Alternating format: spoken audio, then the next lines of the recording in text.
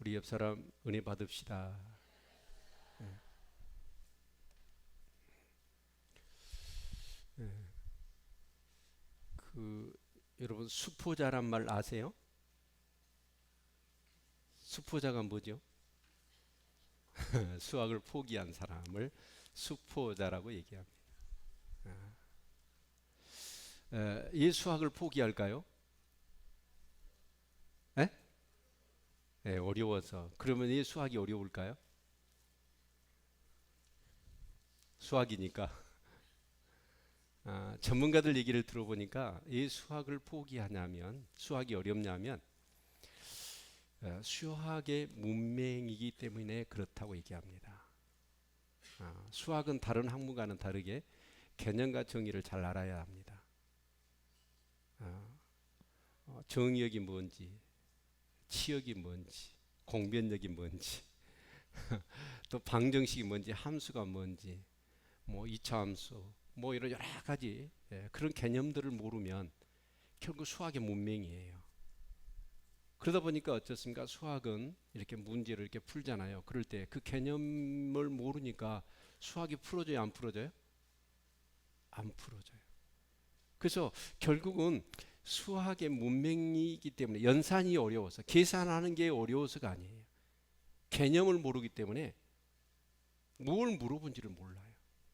그리고 수학이라는 게 그러냐. 1단계, 2단계 있어. 이 단계 하나를 빼뜨리고 넘어갈 수 있느냐. 그럴 수 없거든요. 그래서 결국은 여러분 그렇습니다. 내가 좋은 국어 선생님이 돼야 되겠다. 수학을 포기하면 좋은 국어 선생님 될 수 있어요, 없어요? 그거 불가능해요.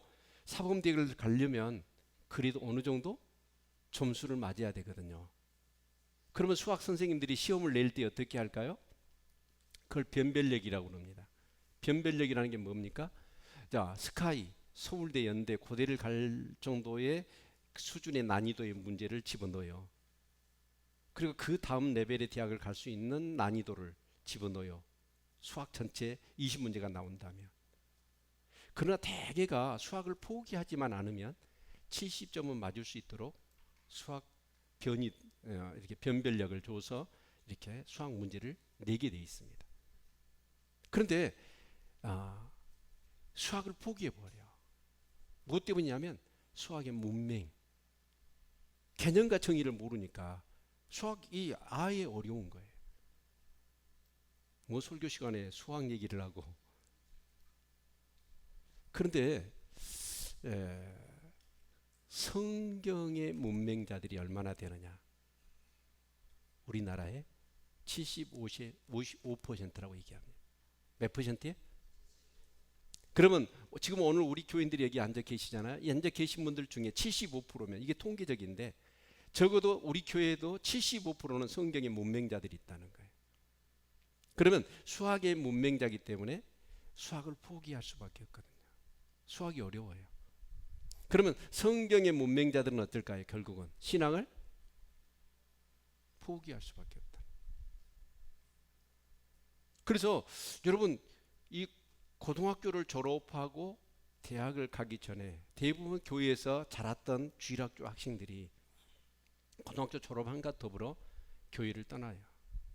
그 퍼센테이지가 근 90%라고 얘기합니다. 그러니까 이 성경을 모르니까 하나님의 말씀의 맛을 모르니까 아이들이 결국은 뭐냐? 성경이 어렵고 결국 신앙을 떠나버린다라는 것입니다. 근데 여러분 우리나라 한글은 뭐죠? 의성어죠. 에? 의성어기 때문에 어째요? 가나다라라고 해서 이 글은 읽어요. 소리를 내서 읽어요. 그래서 우리는 성경을 읽을 때 성경을 읽는다라고 얘기하잖아요. 그러나 과연 성경의 내용을 성경이 기록되어 있고 성경의 각 책별로의 어떤 내용을 다루고 있고 하는 부분들에 대해서 알고 있을까요? 75%가 모르고 있다는 거예요. 그러니까 결국은 신앙생활은 성경이에요. 하나님 말씀의 맛을 경험해야 됩니다. 그런데 이 말씀을 몰라요. 그리고 말씀이 어려워요. 결국은 그런 사람은 신앙을 떠날 수밖에 없다라는 것입니다. 여러분, 나는 지금 성경의 문맹자인가 문맹자가 아닌가? 제가 볼 때는 이런 것 같아요. 물론 꼭 맞는 것은 아니라고 생각이 되어집니다. 그러나 예배 시간이 되어지면 성경을 집에서 찾아가지고 오시는 분들, 그런 분들은 대개가 성경의 문맹자일 가능성이 많습니다. 그러나 어떤 사람, 자, 예배 시간 말고 내가 살아가는 삶의 영역 속에, 가정이면 가정, 직장이면 직장에서 성경 말씀이 막 땡기는 거예요. 이 하나님 말씀은 영의 양식이죠. 그래서 하루라도 세 끼를 굶어 보세요. 그때는 허기져서 뭐든지 음식을 추구하잖아요. 생각하잖아요. 먹는 게 어디가 있을까? 어떻게 먹을까? 이 허기진 배를 채울까? 라고 생각하듯이 사실은 하나님 말씀을 하루라도 보지 않으면 뭐예요? 내 안에 가시가 돋죠. 육의 가시가 돋죠. 내 자아가 살아나. 세상에 대한 관심이 더 커져. 내가 알아요. 그래서 그냥 내 삶의 영역 속에 하루라도 말씀을 안 보면 안 되게 돼 있어.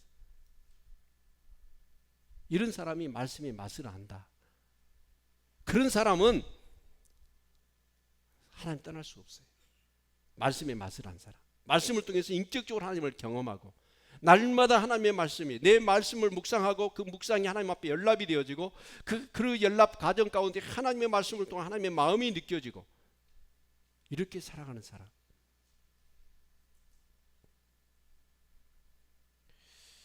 여러분, 우리 교인들은 성경의 문맹자가 없기를 축원합니다. 그냥 말씀이 땡겨야 돼. 말씀이 보고 싶어지고 또 말씀을 보면서 그 하나님의 마음이 막 느껴져서 은혜가 막 임하고 하나님의 그 긍휼과 나를 향하신 놀라운 그런 계획과 내 삶 가운데 놀라운 하나님의 섭리가 막 느껴져야 돼. 그래서 주야로 말씀을 묵상한다. 여러분, 주야로 즐거워하여 주의 말씀을 묵상하고자 하는 그런 마음들이 생겨야 돼. 어떠세요, 여러분? 나는 성경의 문맹자인가 아닌가? 여러분 나름대로 한번 진단을 내려보시기를 바랍니다. 어떤 것 같아요? 이제 저희 교회가 매일 성경 묵상을 하면서 또 오늘 주일 말씀도 그러잖아요. 17장 끝과 18장 초의 말씀이에요. 그래서 이 말씀을 보는데 이 말씀을 꾸준히 묵상해 오신 분들은 제가 이 설교를 할 때 굉장히 깊어질 겁니다. 그러나 이 말씀을 묵상하지 않은 사람은 이 내용을 얘기하더라도 저는 문맥을 몰라요. 그러니까 이 말씀이 여러분에게 더 깊이 은혜로 임할 수가 없어. 결국은 여러분 하나님 앞에 오늘 예배를 드리면서 하나님을 만나는데 물론 우리가 찬양하면서 그 찬양 중에 거하신 하나님 만날 수도 있고 여러분이 정말 간절함으로 하나님 앞에 기도할 때 하나님 여러분 만나시기도 하시지만 여러분 진짜로 이 예배에서 중요한 건 뭐예요? 하나님 말씀을 듣는 거예요. 그 말씀을 통해서 진짜 살아계신 하나님의 음성을 들을 수 있기를 축원합니다. 그러기 위해서는 어떻게 해야 될까요? 정말 이 하나님의 말씀을 여러분의 삶 속에서 꾸준히 묵상한 거예요. 그리고 이 말씀을 들으셔야 돼. 아멘. 자, 오늘 그러면 이 말씀이 저도 고민을 했어요. 17장 24절부터 18장 8절까지예요. 그냥 차라리 18장을 하든지 17장을 하든지 그랬으면 좋겠는데 이게 딱 이렇게 해놨네. 그래서 오늘 이 말씀을 어떻게 풀어볼까? 근데 이게 그냥 말씀을 풀 것이 아니에요. 저는 쭉 말씀을 묵상해왔기 때문에 이 말씀의 어떤 것들이 쭉 내 마음 가운데 있는 것 같아. 그래서 제가 정리를 해봤더니 오늘 본문의 말씀은 어떻게 결론을 내릴 수 있냐면 여러분 지금 15장, 14장, 15장, 16장 그리고 17장, 18장이잖아요. 그럼 15장, 16장의 내용은 뭐죠? 다윗이 벌을 받는 내용이죠. 예, 다윗이 벌을 받았죠? 네. 바시바를 범했어. 자기에게 생명을 바치기로 하였던 장수의 부인이었던 우리아의 아내였거든요. 그 바세바를 범하고 말아. 그리고 아이를 가져버려서 바세바가. 그래서 그것을 감추기 위해서 어째요? 우리아를 전쟁터에서 불러들였단 말이에요. 근데 자기 의도대로 우리아가 움직이지 않으니까 이제 우리아를 죽였어. 그래서 모든 것은 다 덮어준 줄 알았어요. 아무도 모르고 안다면 자기하고 그 우리아를 죽이려고 그 편지를 보내서 편지를 살펴봤던 요압 두 사람만 안다고 생각했어. 그리고 다윗은 어째요? 까마득히 잊어버렸단 말이에요. 근데 어느 날 나단 선지자를 하나님이 보내셨어. 그럼 나단 선지자가 얘기하는 거예요. 자기 죄를 들추어내는 거예요. 다윗은 깜짝 놀랍니다. 여러분, 중요한 건 우리가 죄를 지으면 많은 사람은 아무도 모를 거라고 몰래 죄를 짓잖아요. 근데 그 죄는 누가 아셔요? 내가 알고 하나님이 알아요. 아멘. 그리고 또 하나, 죄를 지으면 나단 선지자가 와서 여러분 이 다윗이 어쨌습니까? 침상이 절 정도로 해결을 해요. 그래서 죄는 용서함을 받아요. 그러나 나단 선지자가 뭐하죠? 죄 벌은 네가 받아야 될 것이다. 죄의 씨앗이었던 그 바세바가 가지고 있는 잉태했던 그 아이는 죽을 것이고 내 집에 칼이 영원히 떠나지 않을 것이며 내 아내들은 백주의 동침을 당할 것이다. 결국 다윗은 자기 죄로 인하여 물론 회개했습니다. 그러나 이제 그 칼이 집에 영원히 떠나지 않는다. 백주의 자기 첩들이 아내들이 동침을 당하는 그런 수모를 당합니다. 그러면서 다윗은 어쩌습니까? 드디어 압살롬이 뭐 합니까? 쿠데타를 일으켰어. 다윗은 느끼는 것이죠. 야, 내 죄 때문에 내가 이렇게 내 집안에서 압살롬이 암논을 죽이고 암논은 자기 누이 동생을 겁탈하고 여러분 그런 여러 가지 그런 가정을 보면서 내 죄로 인하여 이런 벌을 받구나. 이것을 다윗이 느끼는 것입니다. 그래서 압살롬이 어쩌습니까? 4년 동안을 성문 오기에서 재판을 받으러 온 사람들의 마음을 훔치기 위해서 네가 어느 지파 사람이냐? 그 재판하려고 내용을 들으면서 그래 네가 맞다. 내가 재판장이 되면 이 나라를 공의로 다스리리라 하면서 백성들의 마음을 막 훔쳤단 말이에요. 그래서 여론이 거의 대부분이 어째요? 이제 이 압살롬에게 향해요. 그리고 헤브론에 내가 소원을 하나님 앞에 했는데 거기 가서 하나님 앞에 제사를 드리면서 정말 이제는 하나님만 섬기기로 하겠습니다. 아버지도 속이고 하나님도 이용해서 헤브론에 가서 드디어 자기가 이스라엘의 왕이 되어져 버리고 쿠데타를 일으킵니다. 그래서 군대를 이끌고 오는데 이 다윗은 어떻게 하죠? 이해할 수 없는 행동을 합니다. 다윗은 어때요? 전쟁의 신이죠. 한 번도 전쟁이 진 적이 없습니다. 그리고 예루살렘 성이 어떤 성이죠? 그 여부스 사람들이 다윗의 군대가 그 예루살렘 성을 이렇게 함락시키기 위해서 왔을 때 여부스 사람이 뭐라고 얘기해요? 절뚝발이 장님들이 지켜도 너희들은 이 성을 못 뺏을 것이다. 이요, 여리고 성은 삼면이 뭐예요? 골짜기입니다. 북문을 빼놓고는 그 예루살렘 성에 차라리 전쟁은 안 한다 할지라도 그 성만 지키고 있으면 다윗은 끄떡없어요. 그런데 다윗은 어때요? 보찜을 싸가지고 도망을 가버려요. 근데 여기서 오늘 이 본문의 핵심을 우리가 어떻게 봐야 되냐면 다윗이 벌을 받는 데 있어서 대부분 사람들은 어떻습니까? 열심히 신앙생활을 했단 말이에요. 다윗이 얼마나 하나님을 잘 섬겼고 왕이 되는 과정 속에서도 마찬가지고 왕이 되어서도 이 나라는 하나님이 다스려야 됩니다 라고 해서 어떻게 하나님의 공의가 이 땅에 다스리도록 그렇게 애썼던 사람입니다. 그러나 한순간에 밀려오는 그런 정욕을 이겨내지 못하여 바세바를 범하고 그것을 숨기기 위하여 여러분 우리아를 죽였단 말이에요. 그래서 이제 어째요?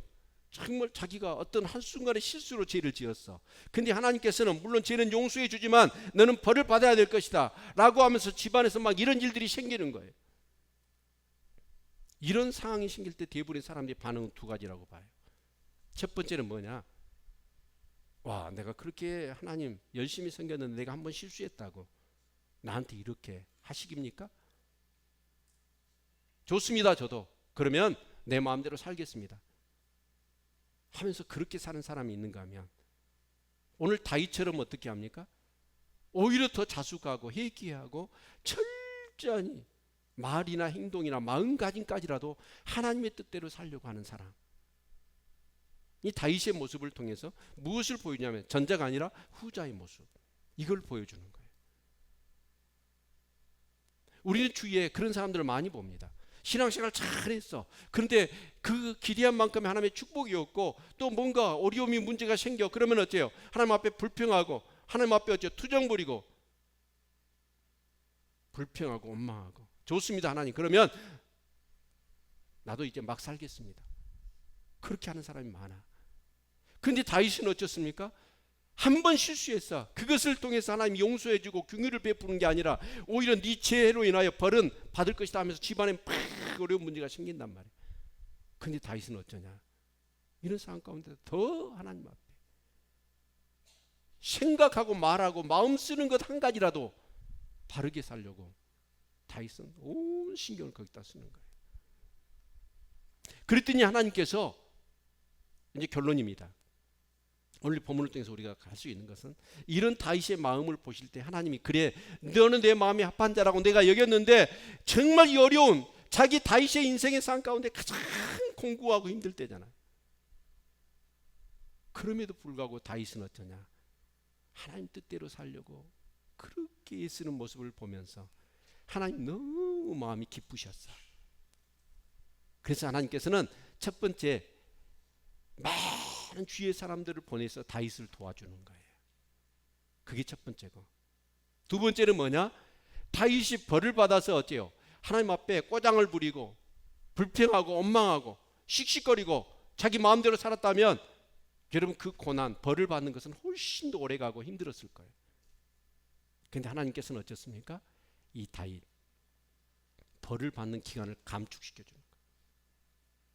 그리고 더 영광스러운 모습으로 다윗을 회복시켜 주시는 것. 이것이 오늘 설교의 핵심입니다.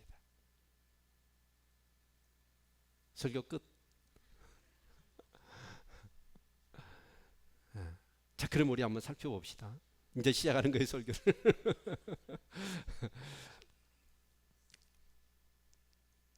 이제 오늘 여기 본문에 볼까요? 27절 이후로 보니까 이제 다윗이 마하나임으로 이렇게 도망을 가지 않습니까? 그런데 그 도망가는 그런 과정 속에서 다윗, 우리가 오늘 본문에는 없지만 한번 추론을 해봅시다. 제일 먼저 이 다윗이 왕위에서 쫓겨나 도망을 가요. 참 전쟁의 신이에요. 장군들이 다 자기에게 있단 말이에요. 싸워도 돼. 그리고 예루살렘 성에 있어도 돼. 근데 다윗은 도망을 가. 이유는 뭐예요? 자기 죄 때문에 벌을 받는 거예요. 그리고 칼이 내 집에서 떠나지 않을 것이다. 이 말이 염두에 남는 거예요. 그래서 아버지와 아들과 싸워서, 다윗은 그래요. 한 번도 전쟁에 져본 적이 없습니다. 그러면 압살롬하고 아버지 다윗하고 싸우잖아요. 그럼 부득이하니 어때요? 다윗은 누구를 죽여야 돼? 아버지가 아들을 죽여야 돼. 그래서 다윗은 도망가 버려요. 칼이 내 집에서 영원히 떠나지 않을 것이다. 이 말이 염두에 남는 거예요. 그래서 도망을 가버려요. 도망을 갈 때 가장 먼저 돕기 위해서 온 사람이 누구냐면 블레셋의 가드 사람, 바로 이때라고 하는 사람이 군대를 이끌고 다윗을 돕겠다는 거예요. 아마 이제 블레셋 가드 사람이 이때는 아마 망명을 했던 것 같아요. 근데 여러분 지금 아들이 반란 쿠데타를 일으켜서 앙에서 쫓겨가는 다윗의 입장에서는 군대를 이끌고 와서 도와주겠다 할 때는 어쩌죠? 굉장하게 고맙지 않습니까? 이렇게 고마울 수가, 할렐루야 하면서 정말 나를 도와라, 여러분 그럴 거잖아요. 근데 다윗이 그 이때한테 뭐라고 얘기하죠? 나 때문에 너 블레셋에서 거기서 적응 못하고 거기서 정말 정적으로 몰려가지고 지금 이스라엘로 망명한 자 아니냐. 지금까지도 고생했는데 나 때문에 또 고생하면 되겠느냐. 돌아가라. 아니 돌아가라고 얘기를 해요. 한 사람의 도움이 필요한 그때. 그러니까 이때가 어째요? 백골이 진토되어 넋이라도 있고 오고 이명한 일판단심이야 가실줄이 있사오리야. 그러면서 내가 죽더라도 내 골이 그냥 땅에, 내 창자가 내 심장이 땅에 안전히 그렇게 된다 할지라도 내 죽더라도 당신을 떠나지 않을 것입니다. 그러니까 그렇다면 먼저 요단강을 건너 가라고 얘기합니다. 좀 있으니까 여러분 사독과 아비아달이 언약궤를 가지고 그 도망가는 감나산 위에 딱 언약궤를 준비하고 있어요. 언약궤는 뭘까요? 이스라엘 사람들에게 있어서는 여러분 왕의 정통성, 옥시아 같은 거예요. 그리고 그 언약궤를 앞세울 때마다 이스라엘은 전장에서 진 적이 없단 말이에요. 얼마나 고마울 일입니까? 이 사독과 아비아달 제사장이 언약궤를 가지고 다 준비하고, 근데 다윗이 사독하고 아비아달 제사장한테 뭐라고 그래요? 언약궤는 있어야 될 곳이 있어야 된다. 빨리 그걸 가지고 예루살렘을 가라. 그리고 언약궤가 있던 성전에다가 그 언약궤를 성막에다 놓으라고 얘기합니다. 아니 세상 이럴 수 있나요? 다윗이 정신이 나갔지. 이거 돼요 안 돼요? 여러분 같았으면 어땠을까요? 할렐루야 막 쌍수 들고 환영하고 이제 승리는 내 것이다. 다 그렇게 노래를 부르지 않았겠습니까? 그런데 다윗은 어쩌냐? 압살롬은 어떻게 합니까? 자기가 그 아버지를 몰아내고 왕위를 차지하려고 사람들의 마음을 훔치려고 있지도 않는 얘기들 막 꾸며내서 사람들의 마음을 훔치고, 하여튼 여러분 사람을 막 이용해 먹고 하나님도 이용해 먹고 아버지도 속이고 그랬던 사람이 압살롬 아닙니까? 근데 다윗은 어쩌습니까? 아니 도우러 온다는 사람을 돌려보내요. 또 후세가 오니까 후세도 어떻게 합니까? 돌려보내요. 가다가 저기 베냐민 지역에서 이 시므이라는 사람이 어떻게 합니까? 다윗한테 저주를 하면서 막 돌팔매질을 하는 거예요. 그러니까 어째요? 이 아비새라고 하는 장군이 저 죽은 개 같은 놈이 왕을 저주한다고, 나한테 명령만 내리십시오. 내가 단칼에처럼 목을 베겠습니다. 그러니까 다윗이 뭐라고 그래요?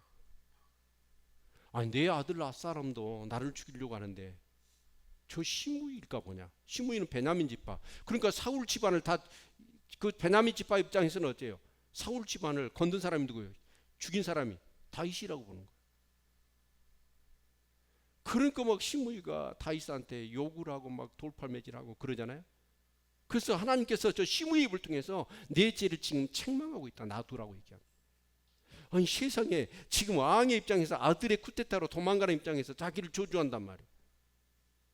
아니 그러면 어째요? 더 화가 나서 단칼에 목을 베야죠. 근데 다윗은 뭐라고 그래? 시므이를 놔두라고 얘기하고 저 입을 통해서 하나님 나를 책망하신다 얘기야. 놀랍죠? 에? 에. 그러니까 여러분 이 다윗은 어쩌냐? 자기 죄로 인하여 벌을 받고 있다고 생각하면서 정말 하나님 앞에 불평하고 원망하고 꼬장부리지 않아요. 달게 받아요. 그러면서 그 가운데 다윗의 마음은 뭐냐? 어떠하든지 하나님의 뜻에 어긋나지 않도록 자기 마음을 다스리고 말도 행동도 하나님의 그런 기쁨이 되어지는 모습으로 이렇게 행동을 하는 거예요. 그 모습을 보니까 하나님이 얼마나 이뻐요.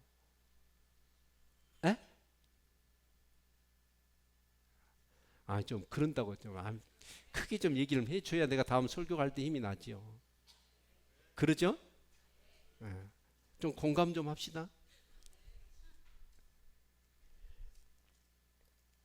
그러니까 하나님이 그 모습 보면서 대부분의 사람은 자기 잘못을 해갖고 하나님 한 대 때리면 부서 터져가지고 하나님 앞에 막 씩씩거리고, 이제 하나님 그렇게 하기입니까?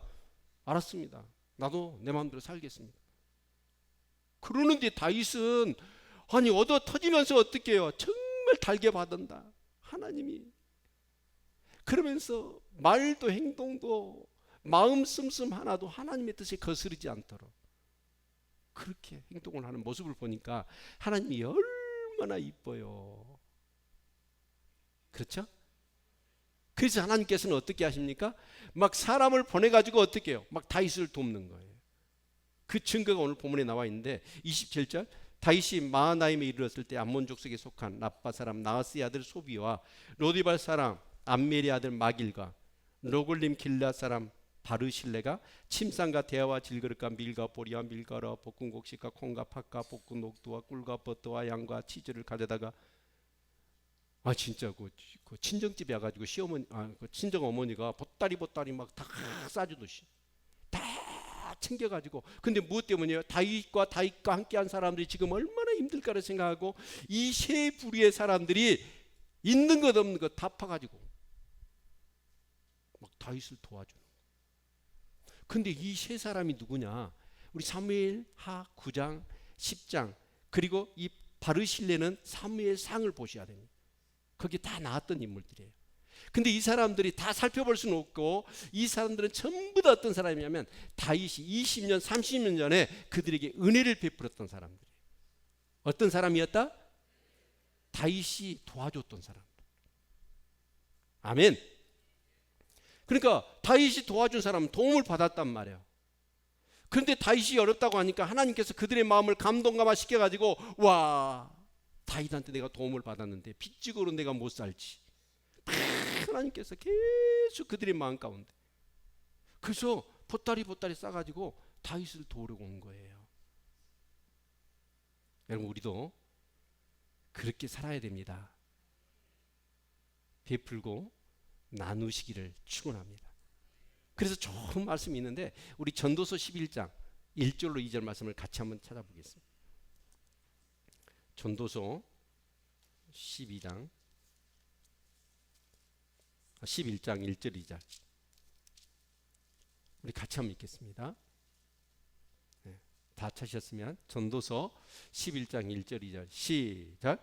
너는 내 식물을 물 위에 던지라. 여러 날 후에 도로 찾으리라. 7에게나 8에게 나눠줄지어다. 무슨 지향이 땅에 임말는지 내가 알지 못함이니라. 내 식물을 물 위에 던지래요. 물 위에 던지면 어떻게 될까요? 식물은 다 떠내려가겠죠. 그런데 도로 찾을 거래요. 이건 뭐냐면 애굽 사람들이 농사 짓는 것을 묘사하는 내용입니다. 애굽 사람들은 애굽 나일강이 범람할 때 상류 지역에 가서 그 애굽 사람들은 종자를 넣었죠. 종자, 씨. 다음에 농사 지을 씨를 그냥 강물에다 던져버려. 그럼 그 강물의 씨앗들이 어떻게 해요? 팍 떠내려가겠죠. 그럼 저 하류에 가면 어때요? 이 씨앗들이 쫙 하류 삼각지 고시엔 땅 그 지역에 싹 퍼지는 거예요. 우리나라는 농사를 어떻게 지죠? 내 논에다가 모짜리 있죠? 모짜리에다가 어때요? 씨를 뿌려. 그래가지고 그걸 못을 쪄가지고 어떻게 해요? 내 논에다 심어. 근데 애굽 사람들은 어떻게 농사를 짓냐면 그냥 너도 나도 없이 어때요? 그냥 애굽 그 강 상류 쪽에다가 곡식을 갖다가 뿌려버리는 거예요. 그러면 그것이 애국감이 범람하면서 쫙 퍼져. 그러면 이제 그것이 자라서 수확을 하는 거예요. 그러면서 하는 2절의 내용이 뭐냐면 7에게나 8에게 한두 사람이 아니라 7이나 여러 8에게 나눠줄지어다. 무슨 지향이 땅에 말리는지 네가 알지 못하며. 그러니까 여러 사람이 그렇게 나누어지면 어떤 지향이 맞을 때 그 사람들이 어떻게 한다? 도로 찾을 것이다. 뭔가 우리에게 도움을 줄 거라는 거예요. 다윗은 지금까지 어떻게 살았냐면 자기 왕이 될 때도 또 왕이 되고 나서도 항상 다른 사람을 섬기고 도와주고 베풀고 나누었단 말이에요. 그랬더니 그 사람들이 은혜를 잊지 않고 그냥 그 사람들은 어때요? 지금 난리가 났는데 쿠데타가 나가지고 이제 다윗은 끝났어. 지금 아들이 지금 전체 대세를 잡고 정권을 잡아가지고 왕이 돼버렸다. 그런데 성령께서 그들의 마음 가운데 어째요? 가만히 있지 못하게끔 만들어버리는 거예요. 다윗이 있는데 너 은혜를 받았잖아.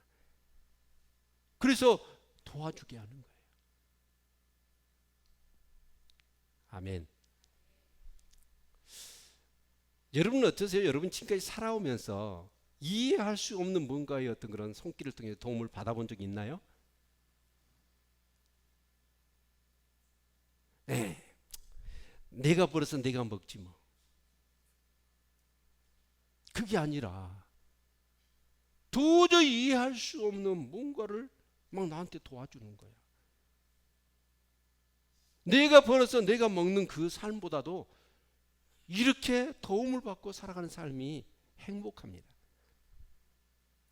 제가 아내하고 이렇게 청년대학부 이렇게 사귀면서 정말 교회에서 헌신을 많이 했던 것 같아요. 청년 때 코피나게 쏟아지면서 교회를 섬겼으니까. 근데 저는 이제 그때 대학원생이고 아내는 직장을 다녔거든요. 그런데 그 월요일 날 아내를 모처럼 휴가를 준 거예요. 그 병원에서 무슨 일이 있어가지고. 제가 기억으로는 그랬던 것 같아요. 그래서 몇 년 만에 오는 기회입니다. 그래서 그때 친구가 부산에 살았거든요. 그래서 우리 주일날 예배 끝나자마자 기차를 타고 부산 여행을 한번 갔다 오자. 그리고 계획을 세웠어요. 그러니까 그때 이제 저녁 예배가 있으니까 저녁 예배 끝나고 청년회 마무리하고 딱 했더니 12시 10분 차가 있더라고. 기차가. 그때는 우리가 뭐 예매할 생각도 못 했죠. 그래서 무조건 이제 강주역으로 달려갔지 않습니까? 근데 줄을 길게 늘어 서 있는 거예요. 그러니까 이제 우리는 뭐 입석 그런 개념도 없이 요즘은 그러잖아요. 다 예약하고 막 그러잖아요. 근데 그냥 부산만 가는 거였어. 그래서 아내하고 둘이 갔는데 줄을 길게 늘어 서 있는 거예요. 그래서 이제 계속 기다리다가 이제 줄이 점점 줄어들잖아요. 그리고 이제 저희가 이제 승차권을 딱 예매하려고 하는데 그 강주역의 그 직원이 나이가 좀 드셨더라고. 그분이 우리보다 이렇게 하는 거예요. 근데 느낌이 굉장히 좋은 거 있죠. 손해는 안 당할 것 같아. 왜냐하면 지금까지 줄을 서 있는데 내 뒤에도 줄이 있거든요. 근데 뒤로 빼면 어떻게 되죠? 아니 승차권을 구매를 못할 것도 같은데 마음은 좋은 거 있어요. 그래서 옆으로 딱 섰어 아내하고. 그래서 그 사람들 딱 전부 다 이 승차권을 끊어준대. 그때는 전부 다 입석밖에 없어. 입석이 뭐예요? 잘 아시네. 서서 가는 거. 근데 그 아저씨가 저하고 아내를 좌석을 주는 거예요. 아멘. 이해가 안 되잖아요. 그래서 안면이 있나 봤더니 안면도 없어. 전혀 모르는 사람인데 아내하고 나를 어떻게 봤는가. 아니 옆으로 살아가도 뭐 그 사람 전부 다 입석 티켓 끊어주고 좌석 2개 남은 거 우리를 딱 주는 거예요. 너무 고마워가지고 제가 약국으로 달려갔지. 바카스 한 박스를 사다가 너무너무 고마워서 아저씨한테 드렸어. 얼마나 행복했는지 몰라. 그죠? 사실 저의 삶의 그런 가정 속에서 제가 결혼할 때도 마찬가지예요. 상하방 얻으면 800만 원. 우리가 돈이 있는 게 결혼할 때 누구도 도와주지 않아요. 상하방 딱 얻으면 됐어. 근데 800만 원짜리 독채를 얻었고 냉장고 하나 있으면 된다고 생각했는데 어느 날 갑자기 막 어떤 사람들이 막 전자제품이고 뭐고 살림을 갖다가 집에 방에다 막 지어주는 거예요. 얼마나 놀랄게요. 아멘. 여러분, 우리는 그래요. 하나님을 잘 섬겨야 되고 이웃을 사랑해야 됩니다. 그 회사 이름은 잊어버렸는데 어제 제가 이렇게 인터넷에 그런 기사를 봤습니다. 미국에 그 무슨 회사인데 이 회사 사장 연봉이 13억입니다. 회장이. 근데 이분이 누구 대학 교수의 강의를 들었어. 강의를 듣고 나서 결단이 섰어. 서가지고 뭘 했냐면 자기 연봉을 8천만 원으로 내친 거예요. 8천만 원으로. 그리고 그 나머지 돈을 가지고 자기 회사에 8천만 원 미만 받는 직원들의 월급을 8천만 원으로 올려준 거예요. 네? 그러니까 여러 사람이 혜택을 받았겠지요. 결국 그 문제로 인해서 형하고 같이 공동 창업을 했는데 형하고 소송이 붙었더만. 그리고 주변에서는 그거 전부 다 뭐냐면 쇼하고 있다. 그러나 이분은 그 대학 강의에 교수의 강의를 듣고 감동을 받았어요. 나만 배부르고 나만 어떻게 살면 아니다는 생각을 가진 거예요. 그러면서 직원들하고 막 그렇게 했더니 직원들이 어때요? 막 자존감이 높아지고 주인의식을 갖고 막 생산 능력이 그러면서 그 회사의 그 매출이 보통 보면 뭐 1% 2%대예요. 근데 35%가 신장이 된 겁니다. 그러면서 입사원서를 받았는데 뭐 별로 모이지도 않았던 그 회사에 3만 명이라는 사람이 입사 지원을 한 거예요. 그러면서 기업의 가치가 어마어마하게 높아졌다는 거예요. 우리나라 기업들의 CEO들은 어떻게 하죠? 우리 경험했잖아요. 그렇게 잘 때는 성과금 다 챙겨가고 힘들어지니까 어째요? 직원들만 희생하라고 하고 자기들은 다 챙기잖아요. 근데 정말 그분이 그렇게 하면서 이 직원들이 행복해하는 모습을 보니까 그게 더 부자들하는 거예요. 그게 더 행복하고. 여러분 정말 우리는 그래야 돼요. 이 다윗은 어쩌습니까? 자기 위주로 자기 욕심을 위하여 사람을 이용한 게 아니라 항상 어쩌냐? 사람들을 위해서 돕고 베풀고 섬기더라는 거예요. 그랬더니 하나님이 그런 사람들의 마음을 감동시켜 가지고 다윗이 힘들 때 막 바리바리 싸가지고 다윗을 도우러 왔다라는 거예요. 이런 복을 받으시기를 축원합니다. 아멘. 그리고 이제 두 번째로 보면 이 다윗이 이 압살롬이 4년간 준비하잖아요. 4년간 백성들의 마음을 훔쳐가지고 쿠데타를 준비해요. 그래야지 쿠데타가 됐어. 그래서 다윗이 도망갔어. 헤브론도 에브라임 성도 차지했단 말이에요. 자, 그러면 어느 정도 성공했어요. 그런데 이 압살롬의 쿠데타가 얼마 갔느냐? 10일 만에 평정되고 맙니다. 매들려? 이 앞에 터키 쿠데타 일어났죠? 며칠 만에 실패하던가요? 며칠이었죠? 이틀인가? 여러분, 이 다윗이 어떻게 합니까? 진짜 이런 어려운 상황 가운데서 내 죄 지었으니까 하나님 벌을 내리시는 거 달게 받아야지 라고 하면서 꼬장 부린 거나 그렇게 않고 하나님의 뜻대로 살려고 더 막 기도하고 말씀 붙들고 말도 마음 생각하는 것까지라도 하나님의 뜻이 어긋나지 않으려고 그렇게 애를 쓰니까 하나님이 어떻게 해요? 도와주신 거예요.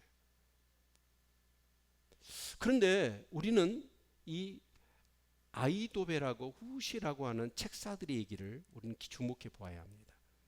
아이도벨은 어떤 사람이었다고요? 다윗의 책사였지요. 다윗에게 있어서 누구예요? 삼국지에 누구라고요? 제갈 공명과 같은 사람. 청기를 읽을 줄 아는 사람이었어. 이 아이도벨은. 근데 그 아이도벨이 바세바의 할아버지였어. 그래서 아이도벨은 그걸 알아. 다윗과 요압만 알고 나단 선자만 아는 게 아니라 아이도벨도 그것을 간파해요. 왜 우리 애가 죽었는지. 자기 손자 사이 아닙니까? 그러면서 자기 손녀인 바세바가 결국은 다윗의 첩이 되기는 했지만 그런 부분들의 죄를 다윗이 저질렀다는 것을 이 아이도벨은 안 거예요. 그래서 아이도벨은 어때요? 다윗의 책사인데 여러분 궁에 예루살렘에 있어야 되잖아요. 근데 이 아이도벨이 어디가 있어요? 자기 고향에 가 있어. 길르라는 고향에 가 있으니까 어떻게 합니까? 압살롬이 이 아이도벨을 어떻게 해요? 자기 사람 만들어버려요. 그런데 이스라엘군 10만 명보다도 이 아이도벨 한 사람을 얻는 게 훨씬 더 유익한 거예요. 왜 그러냐면 이 아이도벨은 청기를 읽는다니까. 그래서 이제 압살롬이 어떻게 해요?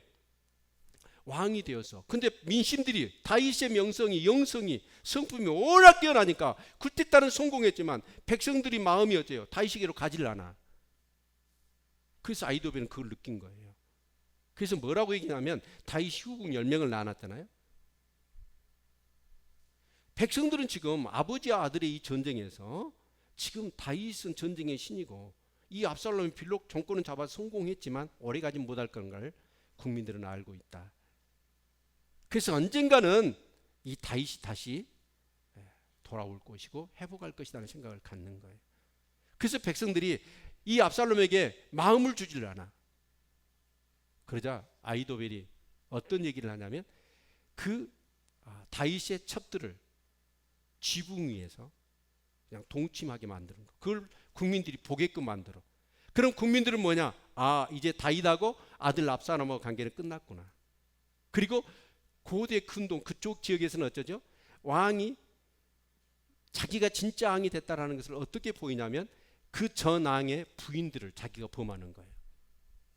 그걸 통해서 자기가 진짜 왕이 됐다는 것을 이렇게 사람들에게 공포하는 그런 행위를 아이도벨이 하게 만듭니다.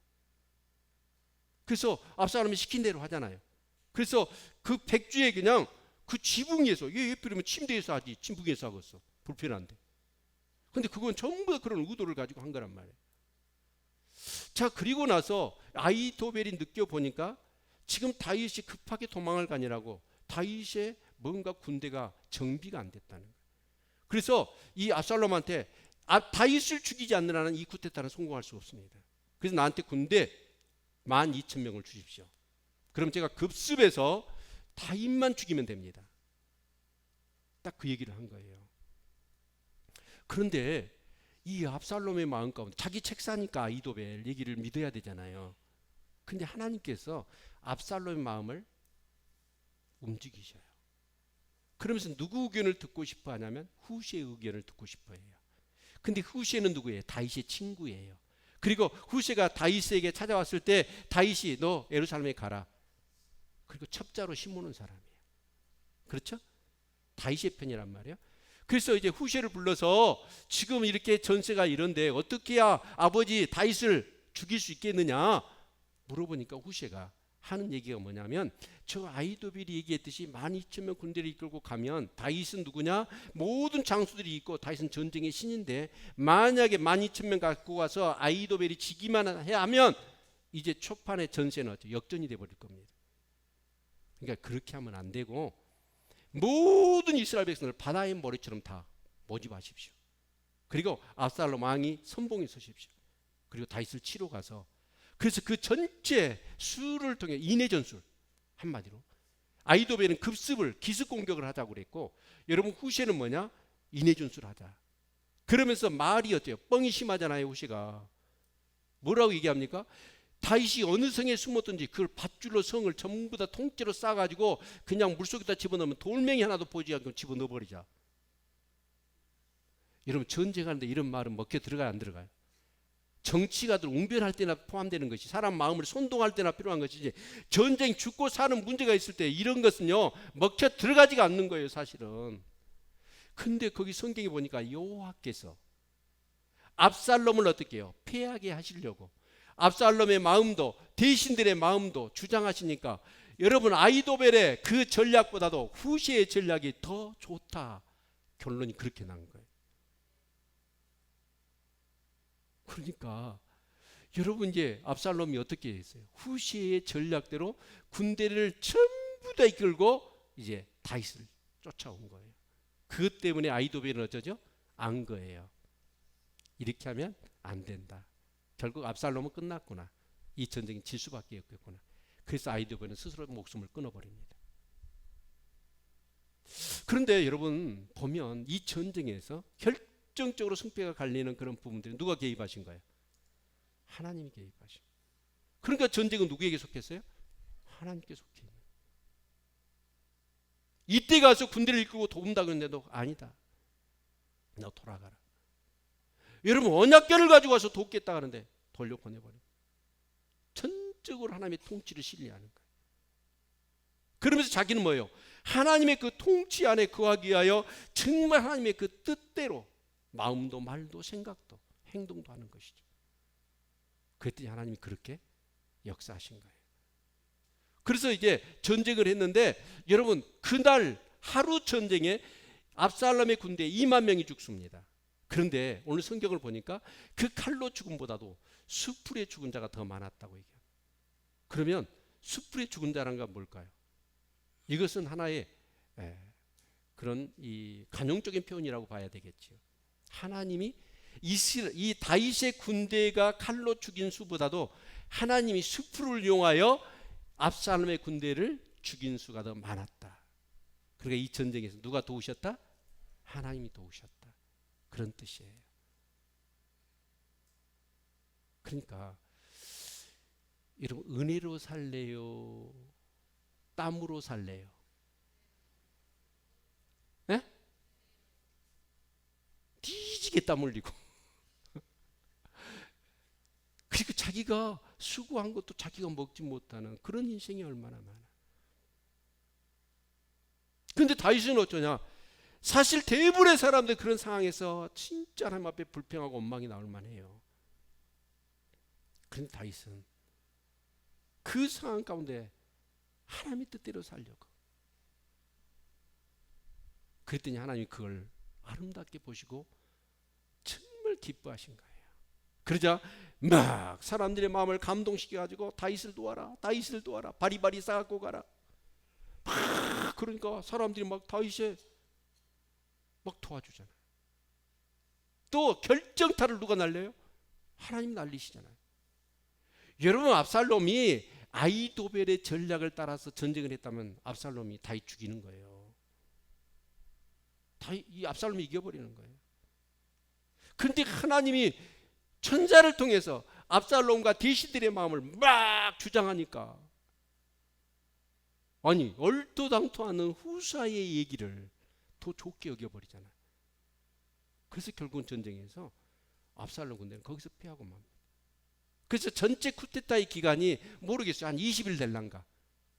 근데 실제적으로 그 전쟁 하루에 결판 나버립니다. 그리고 바로 이제 내일 보니까 어째요? 그 압살롬 그 머리가 상수리 나무에 걸려가지고 대령대령 하고 있잖아요. 요압이 가서 죽이잖아요. 근데 이 압살롬 페류는 아닙니까? 아버지 다윗이 왕인데 그 왕위를 찬탈하고 쿠데타를 일으켜서 자기가 왕이 됐으니까. 그런 이 페류나를 하나님 가만 놔둘까요? 다윗은 그렇습니다. 여러분, 아비셰, 요압, 그리고 이때를 불러가지고 이 세 사람을 군대의 장수로 삼았잖아요. 불러다가 뭐라고 얘기하냐면, 내 압살롬을 너 그렇게 대라. 압살롬은 절대 죽이지 마라. 여러분, 아버지하고 아들과 싸워서 아버지가 이겼다고 한들 그게 이긴 싸움일까요? 네? 우리 그 옛날 영화에도 나왔죠. 사도세자 알죠? 그 아버지가 용조잖아요. 용조 자신도 왕위가 되는데 뭔가 정통성에 문제가 있어. 자기 어떤 그런 핸디를 누구한테? 아들한테. 그래서 아들을 괴롭히고 두지에다 가둬서 죽이잖아요. 여러분 생각할 때 어떻습니까? 그 용조 왕은 나쁜 왕이죠? 아무리 업적이 좋다 할지라도 아들을 뒤지 안에 가다가지고 죽인 왕. 그 아들과 싸워서 이긴들 아버지가 그 이긴 게 되겠습니까? 근데 다윗은 어쩌냐? 패르는 자식이에요. 못돼 먹은 놈이에요. 쥐가 마땅한 놈이에요. 근데 다윗은 어떻습니까? 이 전쟁에서는 인간의 동정심이 있어갖고는 전쟁을 할 수가 없습니다. 근데 압살롬을 죽이지 말라고 얘기해요. 사실 압살롬을 죽여야 끝이 나는 거예요, 전쟁은. 그렇죠? 죽여야 끝이 나는 거예요. 여기서 뭘 볼 수 있냐면 하나님 아버지의 마음을 느껴볼 수 있어요.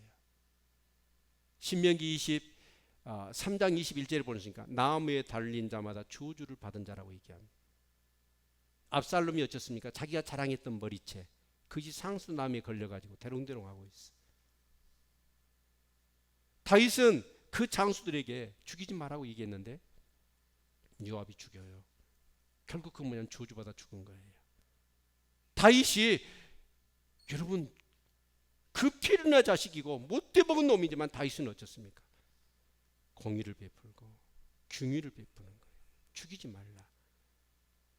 그런데 하나님은 어떻게 하십니까? 요압을 통해서 결국 압살롬을 죽입니다. 만약에 직접 다윗이 압살롬을 죽였다면 어떻게 됐을까요? 아니면 죽이라고 명령을 내렸다면 아마 그 후대에 다윗의 영성과 명성은 이스라엘 백성들에게 그만큼의 어떤 그런 많은 그런 신뢰를 얻지 못했을 것입니다. 우리 특별히 믿음의 사람들이 이 세상을 살아가면서 교회 안에서, 여러분 가정 안에서 혹시 모르겠습니다. 우리 교인들 가운데 아버지하고 아들하고 이렇게 심하게 싸우고 있는지,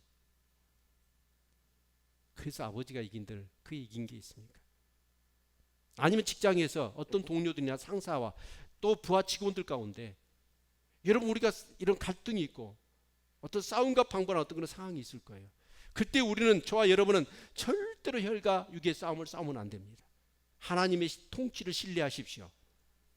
아멘. 다윗처럼. 그러면서 우리는 뭐냐? 하나님의 뜻대로만 하는 거예요. 절대 혈과 육의 싸움을 싸우지 마시고. 그건 이긴다고 해서 이긴 게 아니에요.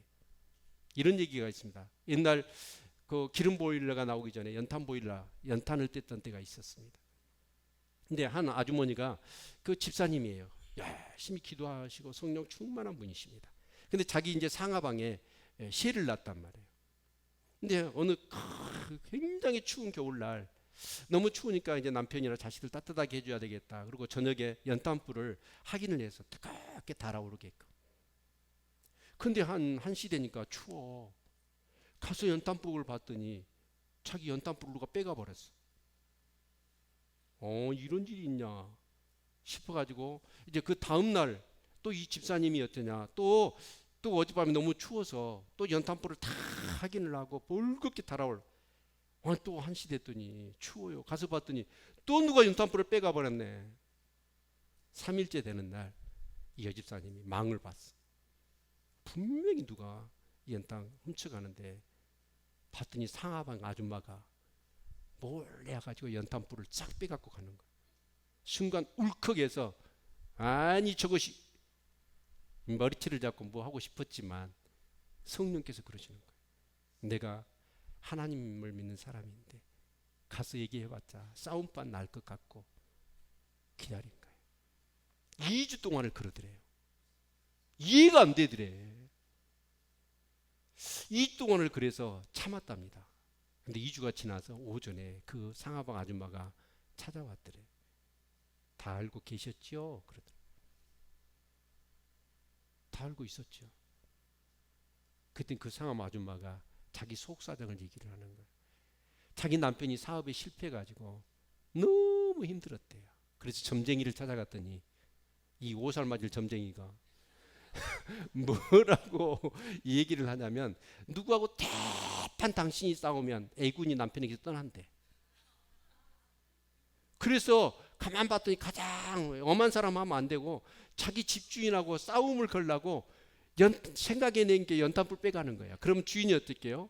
그걸 알고 자기하고 싸울 거라고. 그래서 대판 한번 싸우려고. 그런데 그걸 다 알고 있으면서 주인 아주머니가 이해가 안 되게끔 아니 아무 얘기를 안 하는 거예요. 그래서 너무 마음이 불편하더래요. 그래가지고 와서 이실직고를 한 거예요. 그때 그 여집사님이 그 무당이 얼마나 허무맹랑한 것인가 그러면서 영적 원리를 설명해주고 그랬더니 이분이 어째요? 진짜 나도 하나님 믿고 싶더래요. 그래서 그 가족을 다 구원시켰대. 이 싸움이 이긴 거예요. 우리는 이 싸움을 싸워야 돼. 아멘? 저것이 지금 내가 손해보는 거 못 살아. 그러면서 막 우리 팔 걷어붙이고 그냥 내가 에이 하나님 잠시 눈 감고 계세요. 가지고 왔다 막 싸워버리고 쌍욕해버리고 먹그랭이 잡아버리고 그건 아니에요. 그렇게 해가지고 내가 서로 힘이 있어가지고 싸운들 아니 그 여집사님이 어째요? 당신 우리 집에서 나가! 쫓아낼 수도 있어요. 그런데 그 상황 가운데서 어때요? 진 거예요. 근데 그것이 결국은 이기게 되더라는 거죠. 다윗이 그런 사람이에요. 아들하고 싸워서 이긴들 죽일 수밖에 없고 피가 네 집에서 영원히 떠나지 않는다. 이 말씀 기억에 남는 거죠. 사랑하는 성도 여러분, 그렇습니다. 어떻게 보면 자녀가 부모에게 할 수 있는 최악을 압살롬은 했습니다. 자녀가 부모에게 할 수 있는 최악. 그러나 다윗 그 부모는 자녀에게 할 수 있는 최선을 다합니다. 그게 하나님의 사람들이죠. 아멘. 여러분 그런 역사가 있기를 축원합니다. 그런 복을 받으시기를 축원합니다. 아멘. 이 시간은 좀 안 한 짓을 좀 해보죠. 2사람씩 짝을 지어서 오늘 설교를 통해서 본문 말씀을 통해서 뭔가 깨달았거나 느낀 것이 있으면 한 3분 정도만 옆 사람하고 나누셨으면 좋겠어요. 겁나 의식할 겁니다. 그래도 한번 해보십시오.